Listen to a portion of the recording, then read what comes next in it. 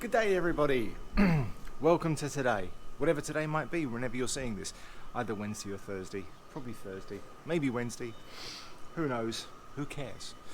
Now today we're going to do a vocabulary review. Excuse me, having trouble talking. Very tired. Second cup of coffee. It's not working. So today we're going to do vocabulary. We're going to go over the same words differently. But not very differently, but a bit differently, and some different words.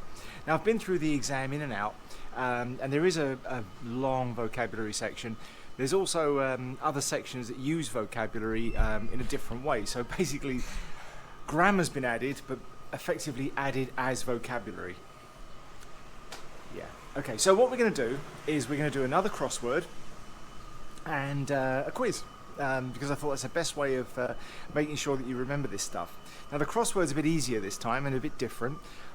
All you have to do is go through synonyms. Now every single clue is a synonym, and all you have to do is find the answer, which will be a synonym. So you can go to thesaurus.com, you can go to dictionary.com, you can go to there's another one, I can't remember what it is.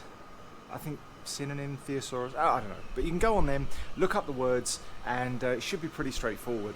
All you've got to do is choose the right synonym, make sure it fits the box, and it's pretty easy because when you get the right letter it goes green, when it doesn't it goes red.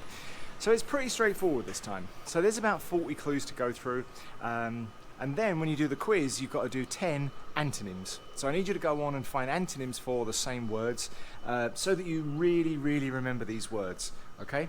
I will give you a reminder in the final review booklet. I'll do a review book with a basic outline of all this stuff in it that I need you to go through, and it will be in there, but really by the end of today you should know these words. I mean, you do anyway. None of them are that challenging. They're all in the book. I think we know them anyway. Some of them are very easy. Some of them in the exam aren't used correctly. That's fine. Don't worry. I'm a generous marker. We'll get around that. So I need you to go through. I need you to do the crossword. This time I've made it as easy as I can. It's just synonyms. So it'll be one word. Look it up. Find the effective synonym that fits. And because it's a crossword, they share letters. You know the length of the word. So it's pretty easy to find them. So really, it's just a question of going through and matching up the words. Nice and simple. Couldn't make it easier for you if I tried. So last time I was appealing to the smarter ones who like a challenge, the ones who will work through, the ones I'd employ as managers. The ones who gave up, you're not going to be managers, you're not going to be company leaders.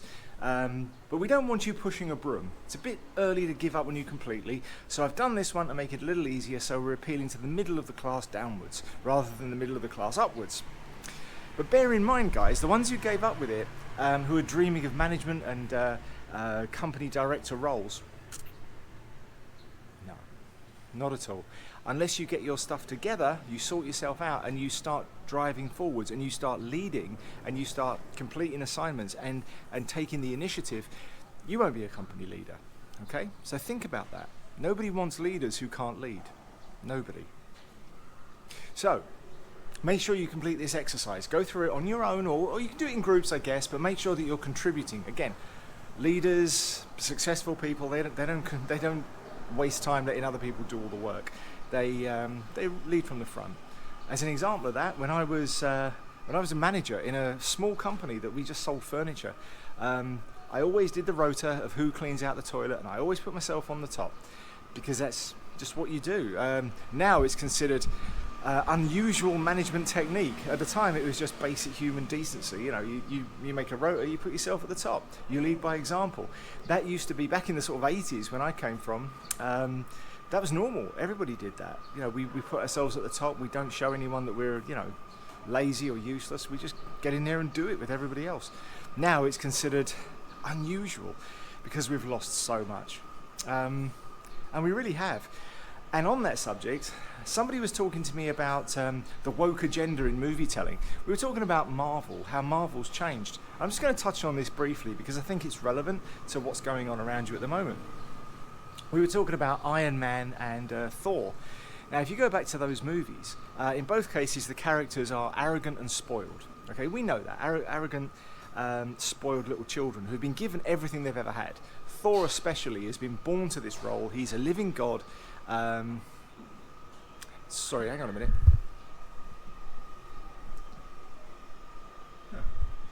Okay.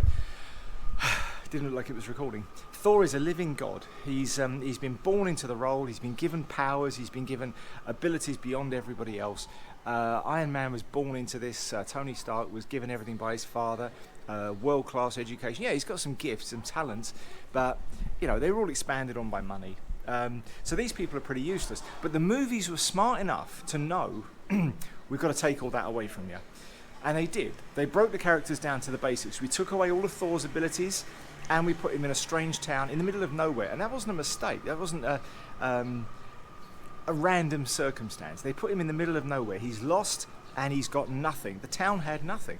It represents metaphorically all the things he's lost. He's not in the middle of a city. It wasn't just to cut the budget. It was because they wanted to show you that he was lost in nowhere. He's lost everything. So's Iron Man. They strip him down to nothing. All he's got is a few basic tools and his brain. In both cases, they have to change who they are, realise what's gone wrong, and fix it for themselves. That way, the audience respects them. And then we see them climb up. We see them building up from nothing to becoming somebody that we respect. Somebody that we really root for. Now that's classic storytelling, and that's the kind of storytelling we don't see anymore. Now you look at the later Marvel characters, someone like Captain Marvel onwards. These people are given their powers and they just go out and they're the best ever. And we see this in all sorts of movies now, all sorts of media. Captain Marvel, you know, she was a pilot, she crashed, she went away to a foreign alien planet, she was given extra special abilities and she came back with extra special abilities and found she had even more special abilities. This is really, really negative. And we look at all sorts of things like this. Superheroes are changing too. In the DC universe, we're shifting from having earned abilities or having earned your rights to being given everything without any kind of fuss or ever having to work for it. And there's a reason for this.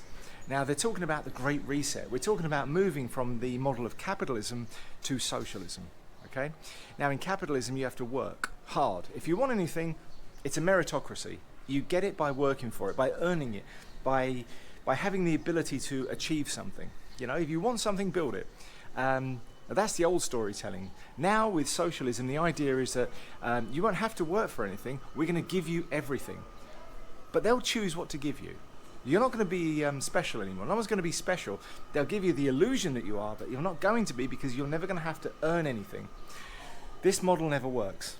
I travelled out here with Martin from Poland. Poland had recently been a communist country that had gone over to capitalism, and he said it was terrible.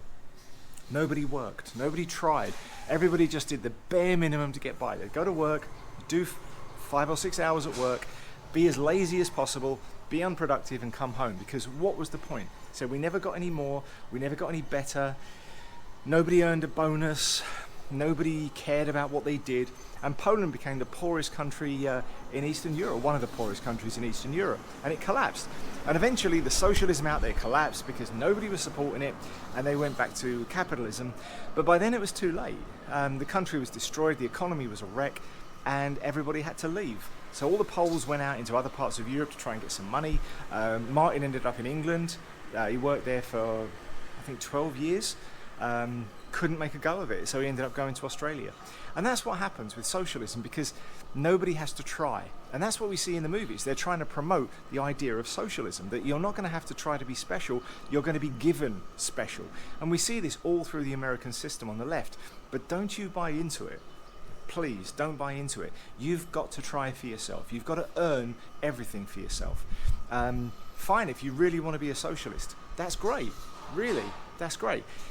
But basically, by wanting to be a socialist, you're admitting that you don't believe that you have the ability to be special, that you're just another face in a crowd, that's all you'll ever be. Don't be that kind of person. And I know that sounds like I've gone way off topic, but what I'm trying to tell you is do these exercises. They're there for you. The review exercises matter. They're there so that you can get yourself up to the standard you need to be.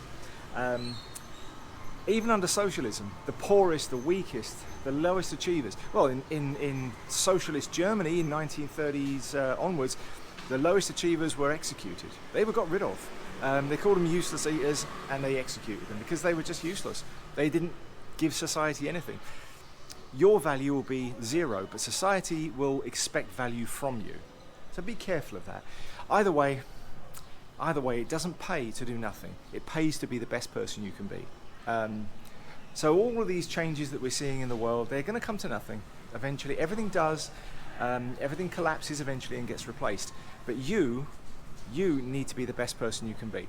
So please, don't waste your time waiting for somebody else to give you the answer to these. Go through it, look them up for yourself, and then you'll be able to remember these words. Please do your best. Okay? All right, guys, so go and do the crossword. All it is synonyms, and then do the quiz, and all they are is antonyms. And then we're done. See you next time. I just...